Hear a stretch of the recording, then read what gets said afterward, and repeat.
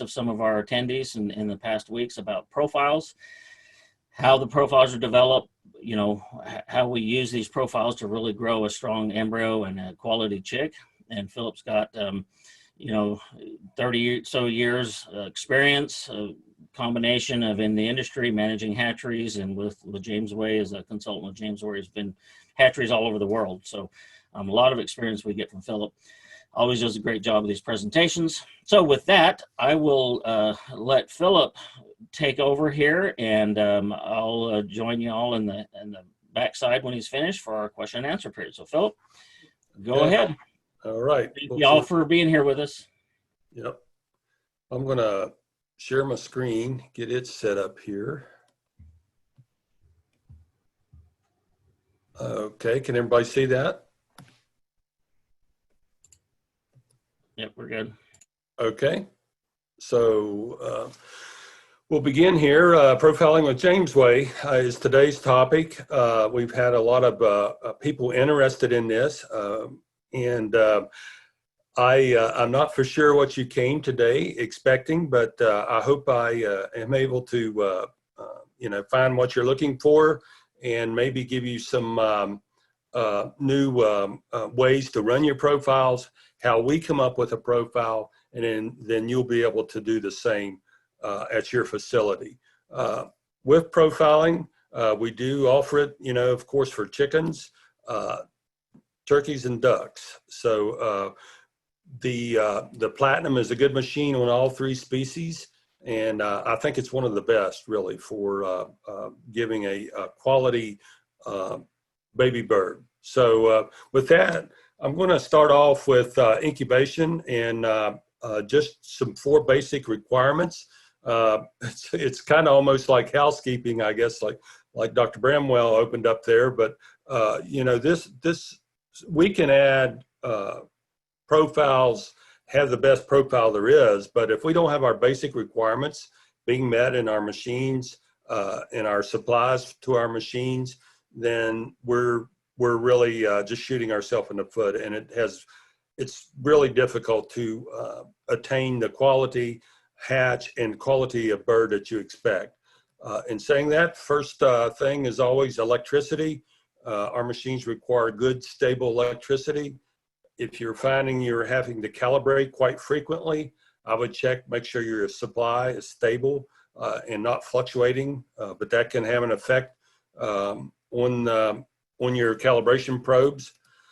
Water is another, whether it be chilled water, hot water, also our humidification, all these, we just need great water, clean, and to get the best from it, whether it be, you know, in our humidity, we need a minimum of 65 PSI to get the right atomization. Compressed air for turning.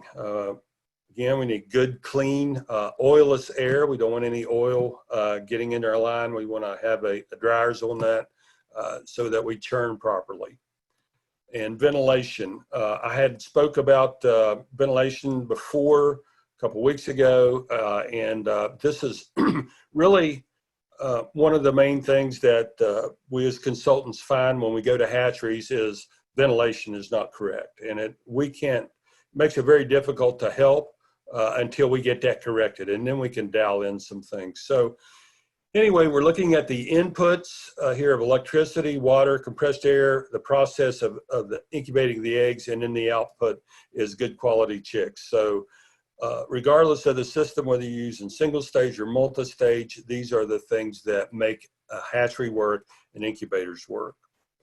I'm going to take a quote here from Wayne Gretzky. He says, "You miss 100% of the shots you never take." And he was asked what made him a great player. And he says, "I skate to where the puck is going to be, not where it has been." So when I think about the hatchery and applying that to the hatchery, we need to consider where the hatch is going to be, not where it has been. The other thing, a statement, he says, "A good hatchery player plays where the puck is. A great hockey player plays where the puck is going to be." So again, a good hatchery knows where their hatch is at, but a great hatchery knows where the hatch is going to be. as we put our egg sets together, things like that. I think these are things that really help us, become a great hatchery, knowing what to expect when we get consistency in hatching. So where the hatch is going to be, some egg setting considerations. I shared this with the turkey folks last week, but I think it's applicable here. The breed type. So we need to know our breed before we set, whether it be, chickens, Cobb, Ross, turkeys, Nicholas, hybrid, the duck breeds, various breeds of that. So we need to know what the breed type is when we make our set. We need to know the age of the flock, because this factors in some things. Is it a young flock? Is it prime? Is it old? So all these things factor into before we start our profile, before we set our eggs. These are things that we need to have up front and to get the best out of them. Age of eggs, old eggs, good fresh eggs, whatever. We need to know what eggs we have before they go into that incubator. Partial setting. We have, now with the some of the pandemic, some people are not setting full, or they're setting older eggs, which we'll discuss. Mixed sets. This is becoming more and more, I think of, as I not so much travel as much as I have, but as I get calls, I'm running these two breed types together. I know one breed likes heat more than the other one, and the other one likes cooler. How do I put them in my machine? I have no choice. And there's some options you can do there, but again, if we know where that is up front before we set that machine, then it gives us some opportunity to make our sets proper. The Spidey's treatment. Henry Cole, our other hatchery consultant, has spoken on this. I think it's in these times when we get some egg age, we're collecting egg age, I think it's a very great treatment. I've seen it. It works. People that use it, especially you layer guys, you know how it works. It's just a great way to recover hatch and quality of your chicks. The total incubation time. So whether we need to lengthen our cycle, if we have older eggs, if we're prime and we're on time. So before we set, those are things we need to look at. And today, one of the things that of all these topics, we could spend time on this whole group of 8 or so lines here. But today we're going to focus on profiles and how to profile your machine. An overview of incubation systems. Multi-stage systems always contain eggs at different development stages. The incubator environment, including temperature, humidity, and the CO2 level, it must be averaged. So the incubation environment is ran as a compromise. We're just trying to find for the average temperatures that we need to make that machine function. In single stage, the system is controlled in such a way that temperature, humidity, and CO2 levels are always perfectly adapted to the needs of the embryo at a given embryonic development stage. And so the incubation environment is optimized. So, which would we prefer? Of course, single stage, we prefer the environment that is optimized. Profiles are user-defined, a big word. Statement is profiles are user-defined machine environmental parameters, and these are primarily for temperature, humidity, and damper CO2 versus time and cycle. These parameters are specific to the type of egg being incubated, which we spoke about briefly. Change depending on stage of embryonic development in order to optimize the hatchability and hatching quality. So this is what a profile is. And this is how we set our machines up and for our temperature, humidity versus the time and cycle for a daily, to have the correct daily parameters for that embryo as it develops. With the Jamesway machine, the profile preferences, there's some things that we can set up. If you click on your profile button, your profile screen comes up. Let me get my pointer going here as well.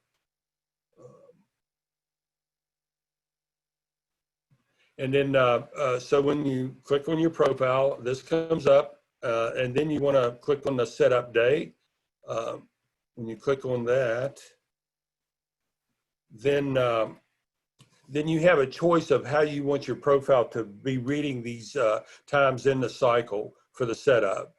Some of the customers that are familiar with the ACI, or you have an older version of Hatchcom 3, prefer the a percentage of the day, 2 days, 0.5. Or you can select days and hours with our new Hatchcom 4.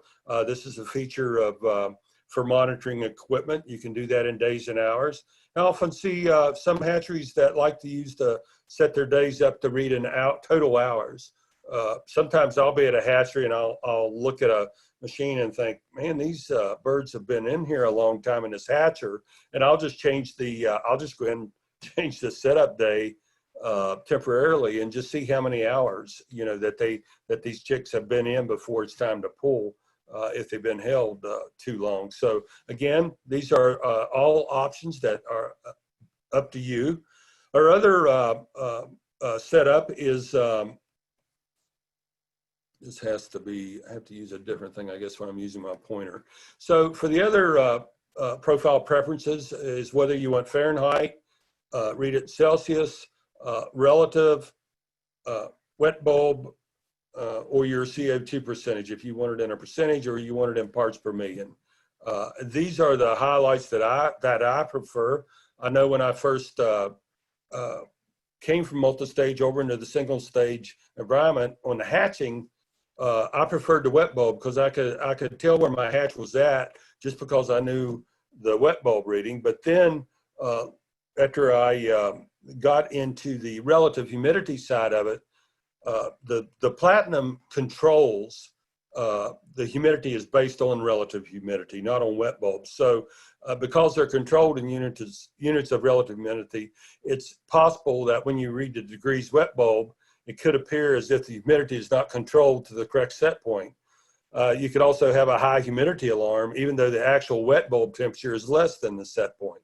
So it's recommended to use the this humidity preference and to get used to it, or you can change it back and forth. But again, because it works off of this control relative humidity, that is our preferred way of reading. So a couple of things about the platinum profile is the first is the standby mode. And this is where we hold eggs at storage conditions prior to the onset of incubation. So when the start time for the profile is in the future, the machine will enter you'll enter the standby mode anytime it's in the future. And the standby settings screen will appear. Adjusting set point to egg room temperatures makes it possible for the machine to operate as an egg room until it's time to start incubation. These are some of the set points. You know, you always want to be a little bit warmer than your egg room, but we recommend at least 12 hours before the profile goes to day 0 that we at least try to get all of our eggs up to these temperatures. If it's within the cabinet, all the eggs get started at the same temperature as it comes up.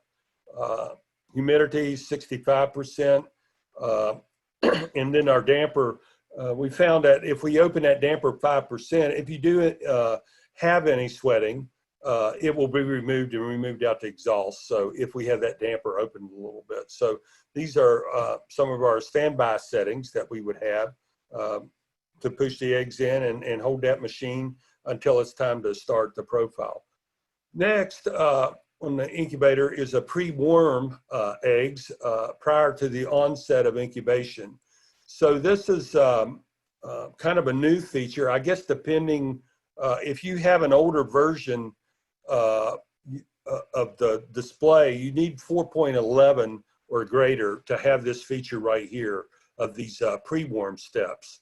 And so incubators, the pre-warm step can be inserted at the top of the profile and to modify your set points, typically temperature, before the profile starts. So we had our standby setting.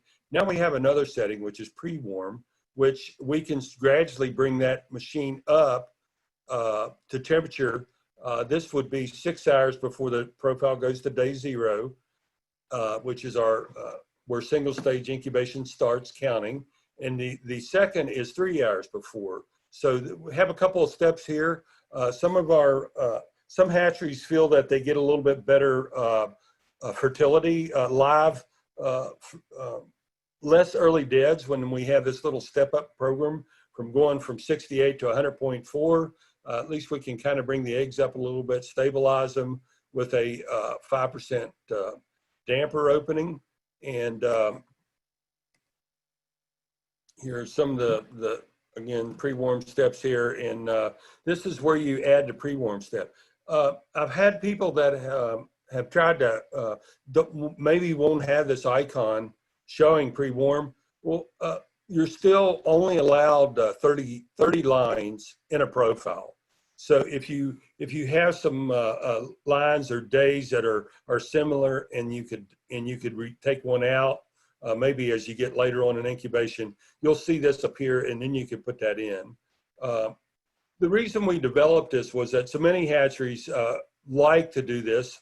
Again, seems predominantly layers like to do this step up, that their day 0 would have to start back here when it went to 80 degrees. And then, so then they were finding themselves making adjustment at transfer time. They would have to always calculate these other 2 steps that they put in. So that's why we've developed this feature and have it in line. The other thing I want to mention, if you have Hatchcom 3 and it's a pre-1.60 version, it won't show this. The Hatchcom 4 and Hatchcom 3 versions show it, but in an older version, it would just show this as on the plus side of this.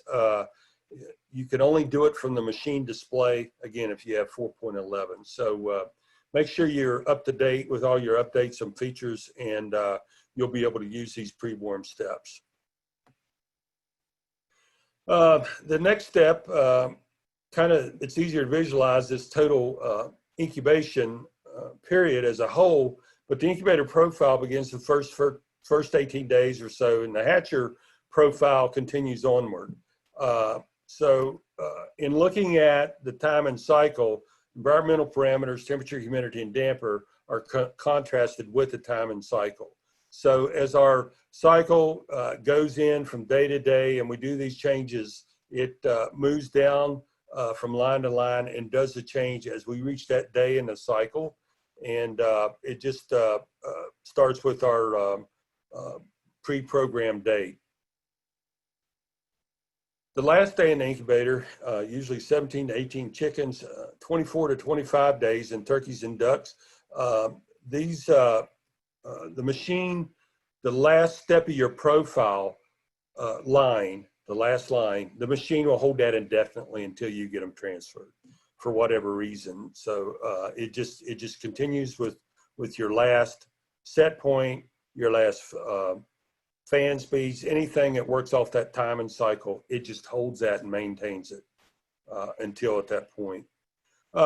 So now we're going to take a look at the day and cycle, looking at some of those features that, as we're going down through the day and cycle, one of them is the humidity setup that can work off the day and cycle. And what this does is we can choose the day to begin humidification. And what we're doing here is when the dampers are closed, if someone would have to open up the door or whatever and you would lose humidity, that humidity spray comes on, then you end up with a real wet cabinet. And so what we've done here is we're taking humidity out and completely, and we can just choose when we want to have it humidify. Of course, now we're consultants. Jamesway recommends if you can maintain a 45% room humidity, then don't even use your humidity. That the eggs, you have natural buildup humidity from the eggs, and we're trying to get rid of it. So again, you can choose this for humidifications for turkeys. We do it around day 14 when the dampers really start to open up with our profiles. But again, many of the setups work off of this time and cycle during the profile progression. if you see these, this dehumidify was a feature on some of our early P1 machines. We tried dehumidification within the cabinet itself, and it just kind of made temperatures run rampant within the machine, and we created a lot more microclimates when the dehumidifier came on. It just really changed the environment. The auto damper is a feature that is used on the ACI that works with manual damper settings. So these are just a couple of other icons. The double cool, just explaining this while we got this icon up, is for our dual cooling. If you have some of the larger P129s, this allows all layers of the cooling coils to cool to bring that temperature down when needed. So another thing about the humidity alarm, we'll talk a little bit about it, is that the alarm automatically disables the high humidity alarm when the damper set point is 0. And then once we go to a CO2 profile, then it is back enabled. So if you wonder why you don't have high humidity alarms, that's the reason why. It's automatically disabled. Another day and cycle feature is the turning setup. And so what we have is we found that you can, there's various different time.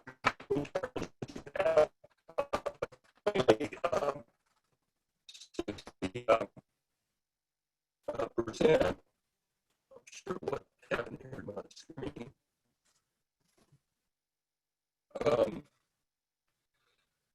But anyway, we choose the amount of turns, and then we can decide when we want to stop turning. So we found out that a couple of things here.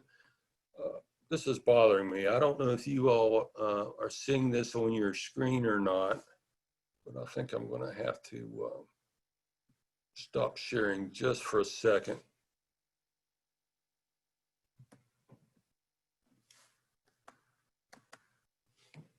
Sorry about that. Okay.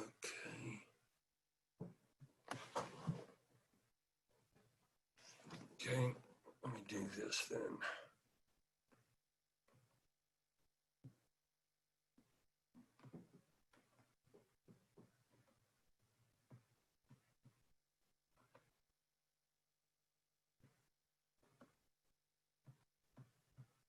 Okay.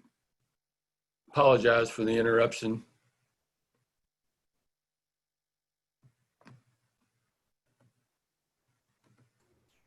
Okay, so we're back on the turning setup that runs off the day in cycle. Again, I apologize for that interruption. So the amount of time between the turns, we like 60 minutes, but we can stop the rack churning, which will, depending on the day in cycle, where we want to stop it. For chickens, we usually stop at day 14, just as the embryos are becoming exothermic. And we also like to stop left turn. This for chickens or for turkeys, it's day 19, we stop the turn. And then we've also found, which we'll see a little bit later in the presentation, that we stop left. So this is the correct turning that we use for our day and cycle turning setup. Again, not only do you have your profile working, your temperature, humidity, and damper, CO2 setup, in behind relating to that are these other setup features that work off the day and cycle. The fans are another work off of this principle.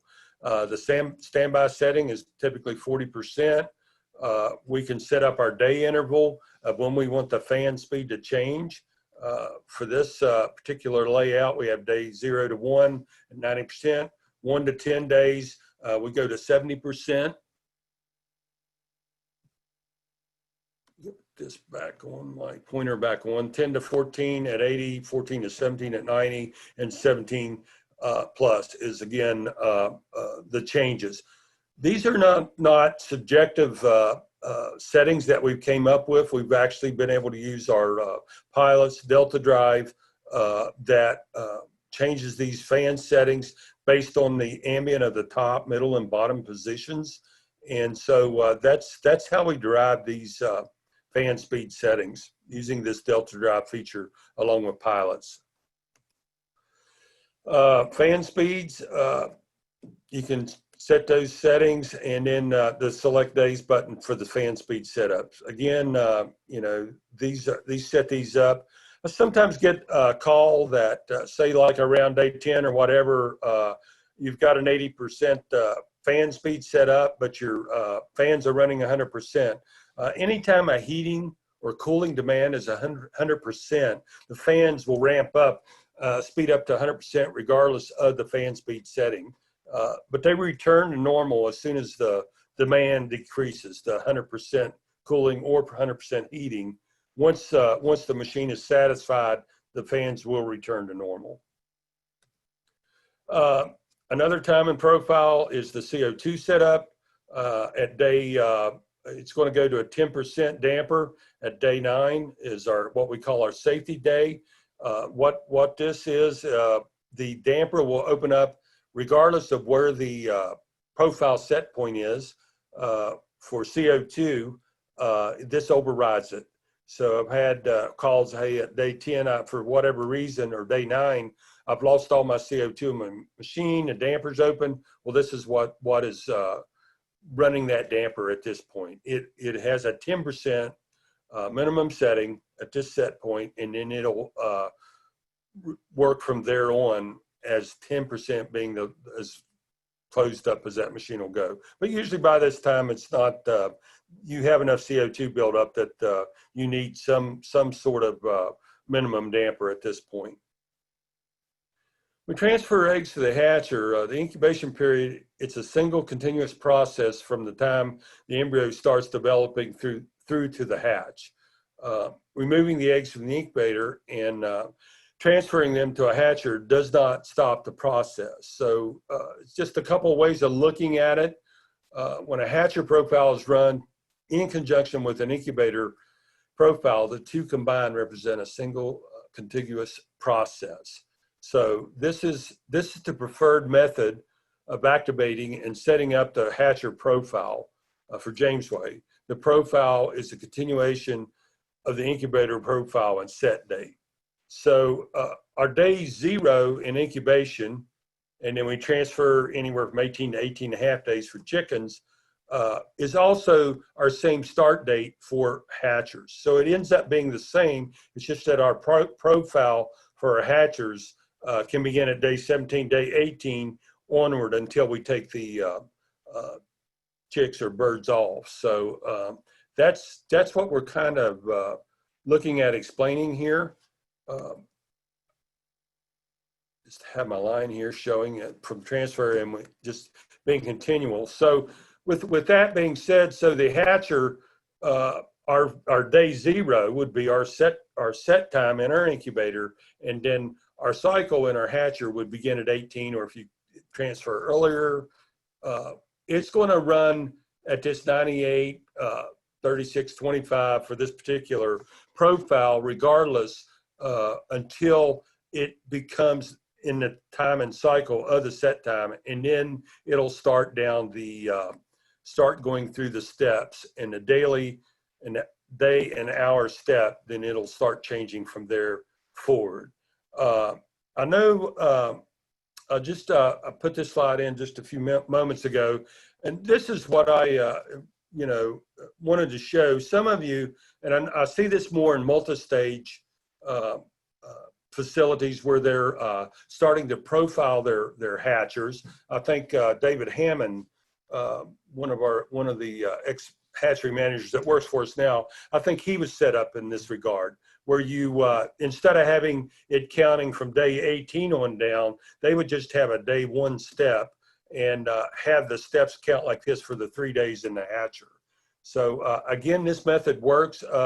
It just seems like it can be more complex and subject to error in getting these times correct. So if you just had even in multi-stage, if I set up a hatchery that wants to run a profile in a 2-door hatcher, we'll set it up like this. Some of the multi-stage hatcheries are transferring into platinum hatchers. Again, I prefer this type of profile, counting the days, but you can have this if you so choose. Again, as we start looking at some of these values shown in these examples are to be used as a guideline only. These profiles are not specific to any location and do not take into account the breed, age of flock, or age of the eggs. So anyway, just wanted to get some more business out of the way, I guess, as we go forward. So entering a hatcher profile, we talked about entering our start date on an incubator. So the date can be entered manually at the hatcher display, and you just enter your date here on the calendar and the time the eggs were set, or if you want to use the other method, select your profile. You can view the profile. But anyway, this can be done manually at the hatcher display. From the incubator display, you can transfer the start date from the incubator. And the way you go about this is you would click on profiles, then you would click on your transfer button, and then you could move that start date over to your incubators or hatchers that you would select here by clicking on these icons. All your hatchers will show up in your hatchery, and then you can click on the profile number. And when I did this with my demo, set this up for you all, I noticed this right here, this 20 days, 21 hours. So this is a new feature that I need to find out as soon as our programmer comes back and he can explain to me exactly what that is. I don't know whether that is where we are in the profile, where it takes over or what, but it's just something that is interesting. I would imagine it's probably telling us the day in profile, but I'll confirm that and get back with you. But again, this is another way to ensure you're getting the right date. By entering manually, you usually have a piece of paper and you scribble it down, go back to your hatcher and start the profile, or you could just do it from your incubator and set up a couple of machines. The other way is from HatchCom. Our HatchCom 4 has a feature now, has a transfer button at the top, and click on your incubator and hit the transfer button, and then you can click on as many hatchers as you want to move from your incubator to your hatchers as you like. So if you had say a P60, you had 2 P30s you were going to transfer over into, that's how you can move the date to it. So quite a few options there for moving and making sure you get the correct start date in your hatcher. Some of the time profiles, the setups that work off a day-in cycle for the hatcher is the fan setup. Here we have this is for a P30, we have 70%, day 18 to 19. We have 100% up because a lot of times hatcheries are trying to get the machine dried out, and they just want the fans ramped up to remove as much moisture as we can before we transfer. Again, this is a 70, 80, 90, going up to day 20. This is very similar to turkeys and ducks of what we would use for our day. Let me get my math right here, 26, 27, 28. So we would speed these up like that.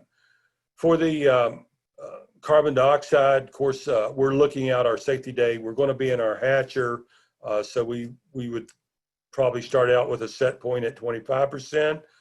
I know some of you that use the instrument to calibrate with, this opening might be too high to get a 4,000 parts per million set point. So you may need to adjust your damper a little bit more close, change your safety day so you can get your CO2 up and do your calibration. But that's how the hatchers work off our day-in cycle as it moves forward. Here's a incubator profile. Just kind of shows our endothermic stage here. This is a chicken profile. This profile here is for, would be, I think it's a P120 or a P60. They kind of share the same sizes, share the same profile. So this,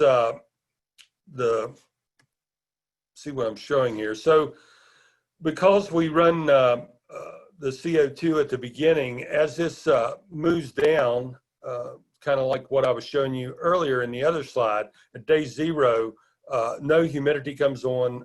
It's also disabled. The alarms are disabled. Then once the damper starts opening, this may be a new feature that some of you have not seen, is that we've gone in and added some CO2 lower set points here to try to get our damper to feather a little bit, to try to remove some moisture, especially in the P2 machines. They're very tight, and this gives us that ability to start seeing some feathering, and we start seeing humidity to actually come down a little bit, but we still keep the closed enough environment that we don't lose our buildup of CO2, which we're trying to get through these stages. Then once we reach this stage here, the damper starts to open, and this would probably be about where we would be at 9 days, 12 hours on this. And then as it opens up, we got a much lower humidity reading at the end. We're just finding that, you know, as a consequence of the damper being closed through here, we don't get high humidity results and a reduced moisture loss. So what we're trying to do to achieve the desired weight loss is the balance of the moisture is lost with the time remaining here. So these really drop out, and we run this much lower setting here to try to achieve the weight loss that we're trying to achieve. Typically with single stage, we see 9 to 11%, 9%, even 8.5% in some of our early inlay, and then going on up to 11% in some of the later inlay. So typically that's going to be one of the things that we see. And often what I see is a hatchery that either has multi-stage experience or they have an outside consultant come in, try to get this machine to run like multi-stage and try to get a daily percentage loss of moisture throughout the cycle. And it just doesn't work. It really widens our hatch window. And because they open up the damper in here, we don't have any CO2 buildup. It's just not a really good way to manage your platinum incubator. Whereas the the best way is to try to lose your moisture here at the end. It doesn't have to be a daily average. Just as long as we get close to our target toward the end, we hatch a platinum quality chick or poult or duckling. It just works better by operating this way in our profiles. So the way that Jamesway's developed profiles is using the pilot egg system. We develop and provide profiles and machine setups for our customers. Either if we're setting up a new hatchery, we'll want to know some basics up front, but typically the profiles are primarily based on prime eggs and age. And so with that being said, there's factors that influence the profile development. One is the breed type and the bird type. So of course you wouldn't use a chicken profile on a turkey profile, but in saying that, there is some similarities as they develop, what stage of development they are. They are actually pretty similar where they are based on what stage, if they're endothermic, neutral, or exothermic. But again, breeds influence the profile development. The machine size, a P40 incubator requires a little bit more heat compared to a P60 or a P120. So these are all things that are factored in that we just don't, haphazardly say, here's a profile, try this, and let us know how it works. We give you a proven profile, and just let us know if to make sure that we're on the right track with what you have. The type of egg flat is very influential in the profile development. Whether you're using the SST flat, there's typically calls for a cooler profile. We have more plastic in that machine and a little bit reduction in airflow. So therefore we need to cool the profile to make that machine run like it needs to and to get the correct eggshell temperature that we're trying to attain. Also another is whether you're using a 15 or 16 tier incubator rack. You've got about an extra 10,000 eggs in a P120 versus a P129 or P30. Again, this is something that influences the profile, the temperature side of the profile, and some of the fan settings. So these are things that are all taken into consideration as you develop profiles. We primarily use the pilot system. It's the sensors provide an eggshell temperature. It's accurately and consistent. It adjusts the incubator environment based on the eggshell temperature to maintain the ideal embryo development. So again, we typically try to maintain 100-degree eggshell temperature average on top, middle, and bottom. And so whatever the pilots tell the air temperature to run is what we base our profile on. A lot of hatcheries only have 1 or 2 sets. They find they don't need to run a set on every set that they make. If their egg pack is fairly consistent coming in, they just run pilots a couple times a year. They have maybe 1 set just to make sure their profile's within where it needs to be. If they feel like that they got an older flock, younger flock, maybe some things operate a little differently, then they might put the pallets in on 1 of those sets, follow the profile through that way with that to get their correct temperature profile for different flock ages. This, I know this looks like a mess. This was some of our early testing with pilots, and also just wanted to show you mainly a few things about churning, just to show you how we resolved where we wanted to end up in turning. It's kind of interesting that that this was the testing initially was on turkey machines, and then it was moved over to turkeys.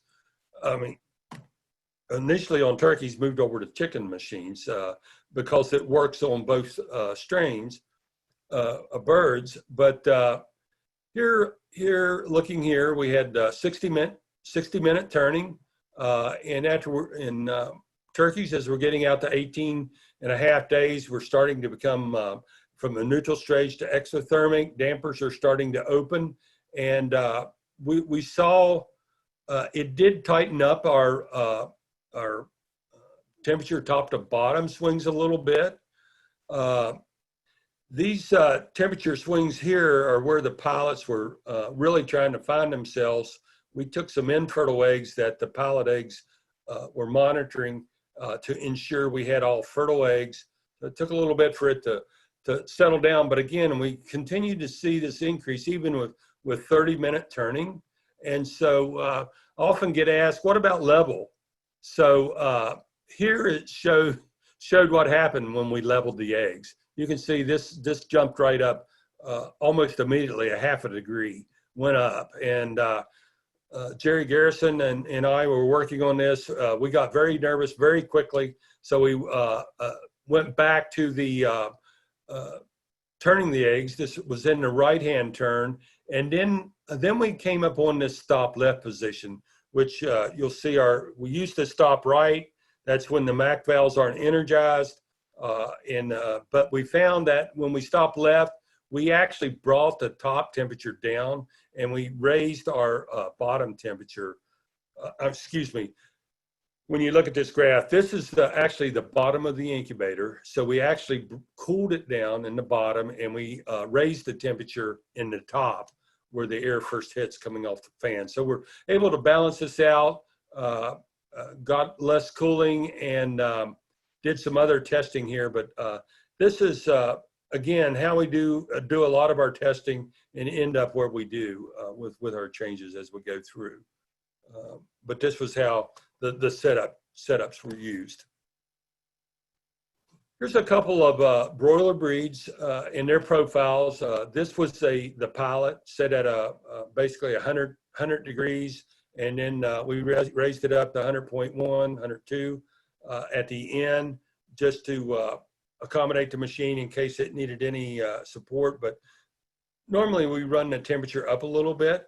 The first 3 days of incubation with pilots, it runs off of the regular set point or air temperature. The pilot calibrates, and then it takes over on these days. And as you can see, these two breeds, they run very similar in the P120 up until about day 10. As we were entering into the middle of our neutral stage, our maintenance stage, and then we start seeing a little bit of differentiation here to where the one breed has warmer, likes to have a warmer temperature to maintain this eggshell temperature, and the other breed likes it cooler to maintain the eggshell temperature. So again, you can contact us, and we'll be happy to share for your particular situation, machine, breed, and make sure that you get the right profile for what you have for your particular situation. Here's a couple of turkeys breeds here. And again, kind of see the same thing in both breeds. One machine runs a little warmer to maintain our eggshell temperature, and the other one runs a little cooler to maintain the eggshell temperature. And you can see that over here in the graph.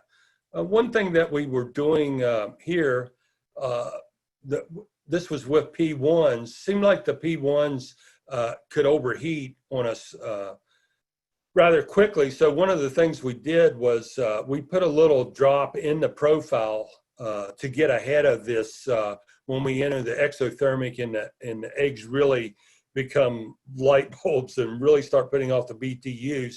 So we found out if we could get them cooler before we entered this and then ran our profile warmer, we were able to control that machine and keep it a little bit more consistent. So, and this was also used in some of the chicken incubators, just dropping this temperature down for a couple of days to get ahead of this exothermic when the machine takes off and needs the cooling to maintain these temperatures. Here's a basic P40 turkey profile. Again, it's a little warmer than the P60 we were just looking at, but based on where it needs to be to run a 100-degree eggshell temperature, this would be the profile that you would be operating under for turkeys. And setups here, fan setup, turning setup, of course, stop at day 19, going to stop in the left position. We're going to have a minimum damper setting of 15% at day 14. So a lot of these, this is anticipated where our dampers are with the P2 to try to help with getting rid of some of that moisture at the beginning when it really gets high. And we can get a little bit of that out with just some, with the damper opening. Here's a P40 chicken profile, and you can see this is actually on a one of the what we would call our hotter strains of chickens that would run a cooler temperature, but in a P40 it runs much warmer to attain the same eggshell value. So again, some of the setups for the P40, still the turn setup and the carbon dioxide setup are both the same. So sort of in conclusion here, profiles are variable environment, allow for improved performance to different flocks. Single stage machines can be programmed to specific settings, which allow flexibility in the environment. Example profiles listed are specifications for an average flock, which we mentioned earlier, and should be used as guidelines for constructing your own profiles. It's the responsibility of each hatchery to implement a proper profile for each particular situation, your breed, your age of flock, age of eggs, etc., that occurs.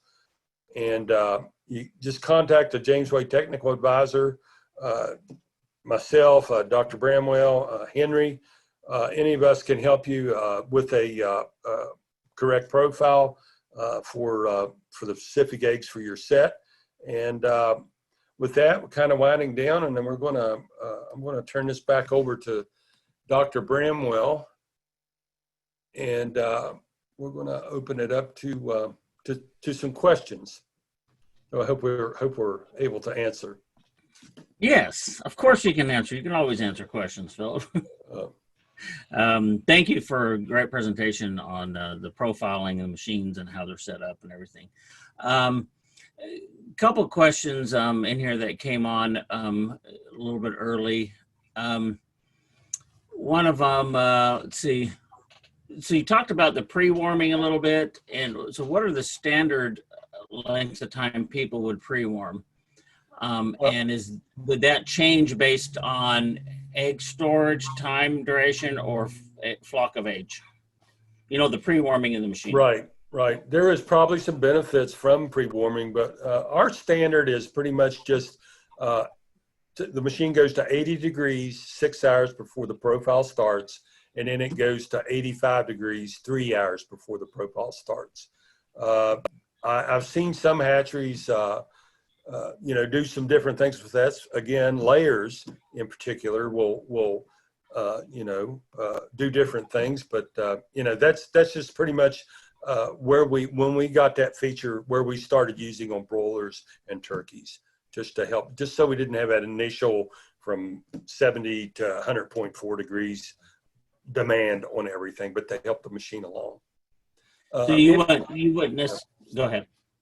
Well, and one thing you need to note, if you do come up a lot quicker, say you shave off 3 hours or 2 hours to coming up to your initial starting point, you will have to adjust your profile time based on that, because the cycle starts, the day 0 takes into account the warm-up period. Yeah. So if we've already helped them out a little bit and we knock an hour or so off of that, we need to be aware of that.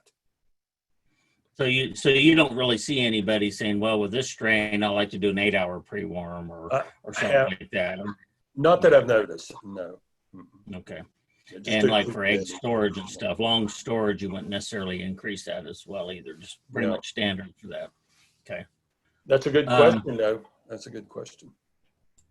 Yeah, and especially with people doing spideys and different things, if we get a little bit more specific, we're trying to be very specific with how we incubate our eggs. So, yeah, it was a very good question. Another one, somebody is asking the question. I think they noticed somewhere. It says, why from a single incubator going into different hatchers, why would you have variation in hatch between a couple of machines? Well, part of that is the position in the incubator. As we know, as we're work inward toward the ECU, those eggs tend to be a little warmer, not exceedingly, but what we try to do is put those center racks into one hatcher, and then as we work outward, we move into the next hatcher, because we know it might be an hour or 2 hours difference in those. It creates a tighter hatch window for each one of those, and typically you pull your first machine first, and you're about an hour away, or a little bit of time before you go to your second machine as well, so you can use it to your advantage. But that is why that we see a little bit of time difference.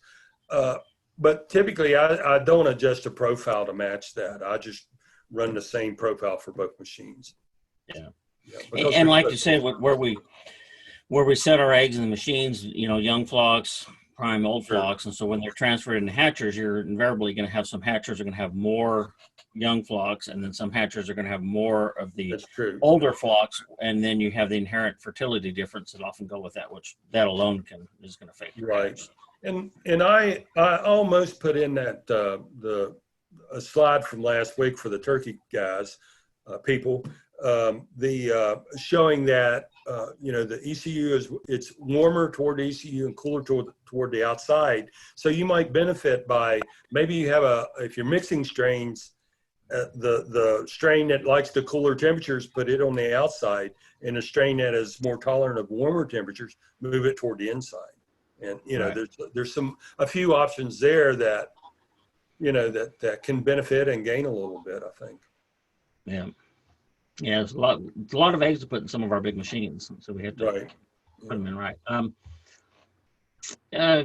Question on the calibration. When for you in your time in the hatcheries, when's the best time to do calibrations in the setters and the hatchers of your equipment? For setters, our manual basically says 24 hours after you set them, or day 0. So we want to calibrate when a machine is up to temp at 100.4. And my theory is at a stable set. So if you're setting chickens at 11 o'clock at night, you come in the next morning, the machine has reached set point, it's not bouncing around, I'll go ahead and calibrate then. If I'm not seeing it still cycling a lot, trying to get up to temperature, overshooting a little bit, once it's stable. So, I'd like to have a minimum, I guess, 24 hours anyway after we make the set. For hatchers, it seems like, within 2 hours, a hatcher can be calibrated because you got all that heat. It stabilizes very quickly. So for hatchers, I'd say a couple hours, I would calibrate them. Frequency, hatchers, we say, once a month, but most people do it after every transfer. And of course, Yep. Setters, they're done by set. So. Mm-hmm. Yep. Okay, so here's a good question, and that's a question I hear a lot. Everybody wants to know the best way to do certain things. Is there a tip that you would have, like within a profile, to prevent, or like if you're in the event you have to set really fresh eggs, like day of lay eggs that are just, they're not given any time? Is there a profile tip that people use to get a better hatch? One thing that we often say is just adjust your set time. If they're going to require longer incubation, then we'll set them earlier to compensate for that. Would be one. But I'm sure they're, again, as you get specific, if you have pilots available, you could see what that embryo is requiring for these fresh eggs like that. It's really fresh. Mm-hmm. And a lot of the reasons why our really fresh eggs don't hatch as well is that internally they have not gone through the required chemical changes of the albumin and whatnot. And so can a profile really fix that? Not necessarily, but but yeah, the pilot eggs always give you a good measure of what's going on. Well, I thought that was more of a question for you. No. Well, I could have answered it, but I was like, I'm going to let you do it. You're the guest today. So. Okay, thanks. We're on the same page. We're all good. Sure. This question's come, a couple of different people have asked this question, and you can kind of answer it a little bit in generalities because we can't really give profiles verbally. It just doesn't work. But in general, I said, in your experience, what would you see between the difference in the profiles for instance, for a Cobb or a Ross bird? Where would you lean towards with the two? And then also, if you're setting both in a machine, how would you go about positioning the eggs? Okay, yeah. So an example would be the profile that was demonstrated. The cooler profile would be for a Cobb, and a warmer profile would be for a Ross. They just seem to maintain their eggshell temperature. We had to run the Cobb a little bit cooler, and the Ross a little bit warmer. So that would be the two things there. That's to get that constant eggshell temperature, as the pilot eggs measuring that eggshell temperature, that to maintain that consistency. Mm-hmm. Okay. Correct. And then the other thing for a mixed set, as we mentioned earlier, your warmest place in your incubator is toward the ECU. So I would put your Ross toward the ECU, working outwardly to the Cobb on the outside racks. And even though it's a very subtle change in temperature, it is something that we can work off of and try to put it in the best place as we can. In in P40 machines, it's not near as noticeable. P20, P40 machines, it's in these large machines that we see the differentiation between the interior and the outside. But there would still, I'm sure you would see some benefit of doing it that way. Okay, would you in your experience provide maybe different hatcher profiles for different age flocks? You know, assuming everything's the same in this incubator, but going directly into the hatcher for old flocks, young flocks, would you change that much? Normally, what I do is I try to train people to adjust the profile. So when I say adjust the profile, I would adjust the date it was set. So if I transfer, my hatch starts coming off earlier, and but my profile doesn't start opening up the damper until later on, I'll back that profile up, or say I set the eggs earlier, change the set time. There is an adjustment feature and moves that profile back to match the earlier hatching, and to help that give the embryos and the hatchlings the best environment. And again, if I have a delayed hatch that isn't coming off and it's late, I'll say that I'll take the set time later, so that it moves my profile with these later hatching ones, and puts that best environment for those birds as they hatch accordingly. Now, when we do some of our multi-stage to platinum, and also multi-stage, if we're doing a profile in a two-door hatcher, we'll give it a 30-hour hatch window. So we know that it's going to take 30 hours in that environment, in a multi-stage environment, to get them all equally out. And so that's another change that we make to the profile once we reach the hatcher. Okay, here's kind of a follow-up question to that. It kind of fits in right about now, and I've heard this from people. So say you've got eggs in the hatcher, and you notice they're just really coming off slow. Would you do anything with the existing profile in that hatcher to kind of help them, or just delay the time you pull it? And I know for future, yeah, we adjust set time and everything, we can adjust that. But for that group of eggs, would you adjust the profile on the spot, or just delay pull? Well, you know, I know how hatcheries work. I know logistically, you got people there to service them, package them, got farms, you know, wanting them on time. But yes, you could increase your temperature on those, and that will help bring them out. Typically, you know, 98 degrees, 98.2. You could take them up if they've already started in the step down process.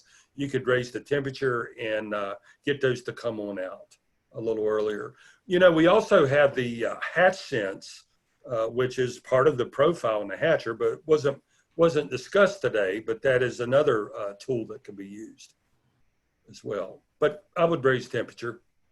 So you would adjust an existing profile to try and speed them up. Yes. Then follow that with looking, okay, so for the next time, you know, these eggs maybe do a profile. Okay. Right. Because we do have people, like you said, you know how hatcheries work, and it's like, we got to do something right now. Yeah. Okay. Question here on the pilot egg system, and I know you've done a lot of work with that. Can a commercial hatchery just try the pilot egg system to adjust their own profile, or do you have any suggestions to monitor shell temperature during incubation? I mean, if they don't have the pilot, it's kind of hard to monitor shell temperature without getting in the machine. But right, and I mean that used to be what we had to do. We had to get in the machine, and a lot of people had the exergen thermometer, you know, the race car, I think, model car thermometer. But that's all we had. That's how I built my profiles. I didn't have any idea what internal temperatures were. But I did know when I opened that door, had very rapid changes to eggshell temperature, especially for earlier on in incubation. But then, you know, with the pilots in a commercial facility, yes, it could be used. And the way that I build a profile that way is I use my HatchCom data. With HatchCom, it has the eggshell temperature that's being ran, and then it has the air temperature off to the side. So I'll run a numeric report with the air temperature, and then I'll just go in, and go by day and run that temperature, see what the average is. I can either do by the hour. You can do it in hour increments. You can do it in the 5-minute increments. And then I just will do an average for that daily, say day 10. I'll do an average for day 10. And then whatever that average is what I put in for my next profile for day 10. And then day 11, I'll see what the averages are. But with numeric reporting from the HatchCom, it's very simple to do. Using pilots in a machine, it's just going to, when you look at the display, it only shows the eggshell temperature, doesn't show the air temperature. You have to go into the calibration screen to see the air temperature. But with HatchCom, you can see the air temperature in real time. So, okay. So if you don't have the pilot and you want to measure the embryo temperature, we really can't do that and get an accurate measure during the process, correct? I think it's difficult. I know people do it, and I'm sure you've seen people do that. But I just, a lot of people use the ear thermometer and take some readings that way. I think you could use that and see gradient differences within the cabinet, just the accuracy of it. I'm just, I feel very confident in our system and the way we develop profiles with the pilot. Yeah, and that's where a lot of the profiles we have were developed by using that pilot monitoring, trying to maintain that temperature. So what would you have any maybe concerns or cautions? Say a hatchery manager's using a profile and wanting to start. Well, I need to get in here, maybe start making some changes and stuff. What are some things that you might say if you're going to do that? What are some cautions you would have to make sure the machine doesn't maybe fight itself or something? Would you have Sure. some? Yeah, I guess the first thing would be not to make too many changes, and I experience that all the time. I have to, and I'm sure we all do. We got a problem, and so we start throwing fixes at it, and we throw so many fixes. We either make it worse than what it was, or if we do fix it, we don't know what change we made that fixed it. So if you're wanting to change some profiles, whether it be temperature or your humidity or whatever, just do 1 or 2 changes and monitor that way, until we get the results that we're trying to achieve. Again, they could, contact myself or Henry for a latest profile. And, we try to update these very often. It just seems like, the last couple of years that most breeds have sort of slowed down a little bit. Not seeing quite as many changes. In the turkey breeds, they seem to be coming a little bit closer together in their profile needs. But in chickens, we still see that one likes it a little warmer, one likes it cooler profiles, and hasn't been a lot of profile adjustments over the last, I'd say, couple years anyway, that I've noticed. So you've got, I know customers you've worked with a number of customers I know that have used the profile either for running their machines or for testing. So you're still seeing when people are using the profile for comparison purpose, you're still seeing that difference in that we've seen before between some certain breeds. Like even layers require a different type of profile than broilers. Mm-hmm. Right. Yeah.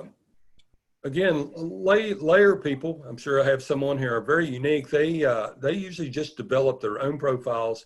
They only use the pilots for monitoring, as far as I'm aware, and they just monitor eggshell temp with it.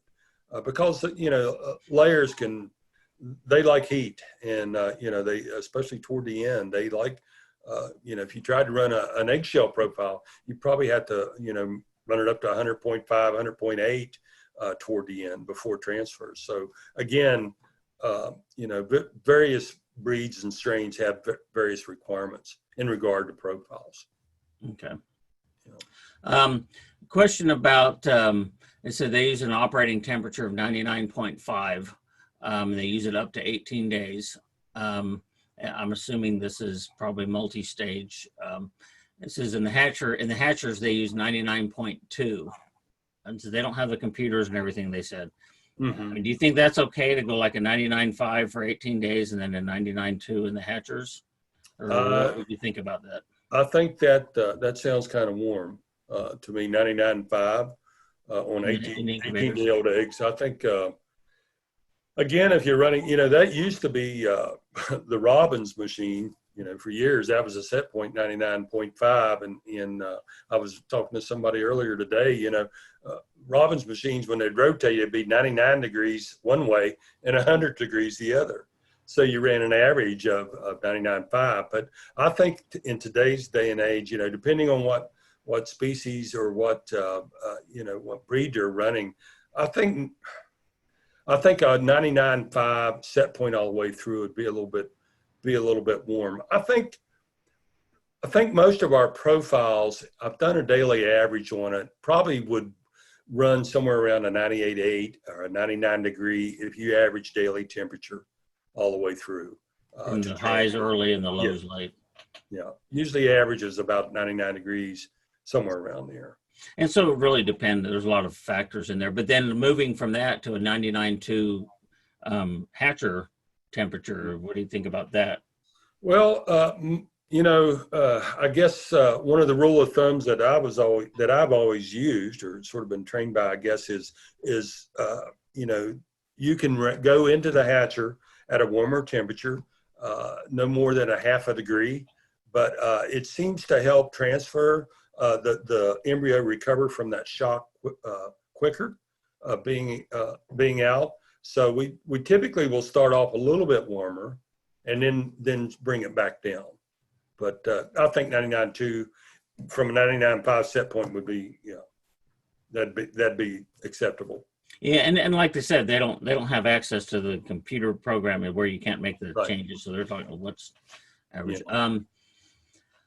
Okay, this is probably a good question. Kind of, you talked about it in there, but kind of re-emphasize it. For a broiler chicken, when using the pilot egg, what is the recommended shell temperature set point in the stages? I mean, what are we really looking at for the recommended shell temperature? 100 degrees is pretty much. You could just run the pilot at 100 degrees and get an excellent profile off of that. Some people like. To see, they think let me rephrase that. They say they see a little benefit by raising the temperature just a couple of tenths toward the end. Just helps the embryo prepare to be moved into the hatcher. But 100 degrees is sufficient. For the shell temperature for the profile thing. The pilot, the first 3 days, we'll start out maybe 100.3. 100.2 for air temperature, and the pilot takes over after day 3. So part of the reason we run that warmer temperature is to get that internal temperature up to 100 to 100.1 degrees beginning, but it has to have be warmer at that point. Then after day 3, it'll start reducing temperature, air temperature around the eggshell. Okay. So in our hatcher profiles, what would the key factors be that would affect how we'd set up a profile, such as, what your previous hatch window had been, temperature, humidity, variation, something like that? What are really key factors to say, hey, we need to make a change to a hatcher profile? Well, of course, one would be, if they're late and drug out. I personally like to run my profile for my hatcher warmer up until peak hatch. I feel like that if it's just a little bit warmer, I'm saying like 97.5, 97.8 up until peak hatch. Then once I peak hatch, that next 12 hours, I'm bringing it down a couple of tenths every hour very rapidly. Once that machine gets full of birds, whether it be chickens or turkeys, it just seems like it just stimulates them a little bit better to hatch, and then I bring it down very rapidly. Would be one of the things that I like to see in a hatcher profile. At the same time, I've seen some eggs transferred over into some very cool machines, especially if it was coming from a P129, because then you have more eggs in your hatcher. You need to run it a little bit cooler. But, yeah, and I think we talk all the time about incubation. It's a science, but it's also an art. And so that's where the hatchery managers come in to say, okay, we know what's required. Now let's use what we know about our facility and our own experience in our machines to make adjustments based on what the science we know is, but let's really fine tune it and make it work. Yeah. And then, there's certain boundaries that, that you just keep in within that boundary, and, you'll get results. Okay. A couple more questions here we'll cover, and then we'll finish up. When setting for, like, somebody's using Spideys, Henry Cole talked about that a few weeks ago. If you do like a second Spideys treatment, do we need to make adjustments with our pre-warm or our set time, as opposed to no Spideys treatment, or one Spideys treatment, or two, because the eggs are stored longer? That's a very good question. I may need some help with that. Well, yeah, I mean, I think from what we've seen and discussing with Henry, because he had a lot of experience doing this, is the Spideys, that short periods of incubation is for, like, to repair cell growth of the embryos. It doesn't necessarily accelerate the incubation time. So it's like, oh, if we had a 4-hour period of increased temperature, do we need to take 4 hours off the incubation time? And I believe the answer is really no, because it kind of offsets that a little bit. You have a delay in incubation time required with longer storage. The Spideys kind of takes that delay away, so it doesn't really add to additional incubation time. So I would say on that, if you're doing one Spideys treatment or two Spideys treatments, you wouldn't necessarily make adjustments to particularly your warming thing. But that's what I understand as well. Yeah. And then a little bit more about the longer preheating. Somebody had asked, they said they'd like to do a little bit longer preheating, and then make adjustments on the incubation time. What would you see with that? I think somebody might, instead of a 6-hour, they want to do a little bit longer and make adjustments on the incubation side. I think it would depend how long it takes the machine to come up to temp. Part of that would be, but I guess at the same time, we're getting some cell growth above 85, 80 degrees, aren't we? Correct, yeah. So we would have to make some adjustment. It would shorten the incubation cycle for a couple reasons. Number one, we're already incubating. And number two, because it would come up quicker.